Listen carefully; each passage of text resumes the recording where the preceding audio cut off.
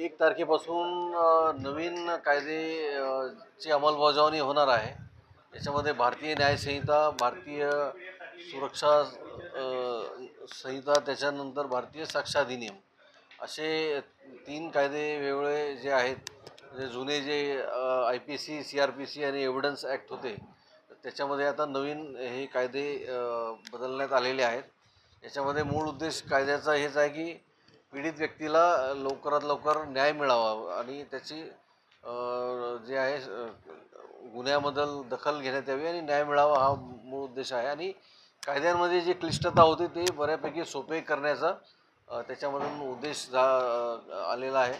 आणि सर्व जे कायदे आहेत त्याच्यामध्ये नवीनसुद्धा जे घटना आपल्याला दिसून येत होत्या, जसे की काही ठिकाणी सायबर क्राईम वाढलेले आहेत, महिलांविरुद्धचे, मुलांविरुद्धचे जे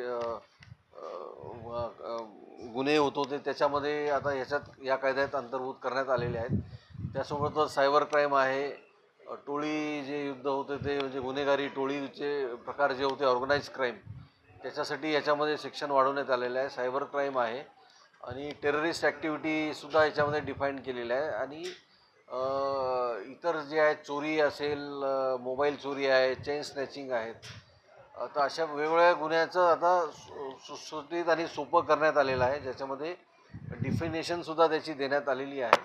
आणि गुन्हे जे आहे 511 होते पूर्वी, आता ते 358 एकूण डिफाईन केलेले आहेत, जे भारतीय न्याय संहितामध्ये आलेले आहेत. त्याच्यासोबतच भारतीय सुरक्षा जी संहिता आहे, जी CRPC होती, तर ती आता त्याच्यामध्ये सेक्शन्स वाढ करण्यात आलेली आणि प्रोसिजर सोपी करण्यात आली. याच्यामध्ये डिजिटल एव्हिडन्स, आता जे आजच्या युगामध्ये आता लोकांच्या हातात मोबाईल झालेला आहे, तांत्रिक टेक्नॉलॉजीचा वापर होत आहे सर्वकडे, तर त्या सर्वाला कायद्यामध्ये अंतर्भूत करण्यात आलेला आहे, ज्याच्यामध्ये तुमचं जे काही फोरेन्सिक तपास आहे तो सुद्धा ग्राह्य धरण्यात येतो आहे. मोबाईलचा फोटोग्राफीचा एव्हिडन्स, त्याच्यासोबतच रेकॉर्डिंग असेल, डिजिटल रेकॉर्डिंग असेल, आणि 7 वर्षाच्या वरील जे गंभीर गुन्हे होते त्याच्यामध्ये सुद्धा आता फोरेन्सिक लॅबचे तज्ज्ञ घटनास्थळी भेट देऊन पुरावे गोळा करतील आणि ते सुद्धा पुरावे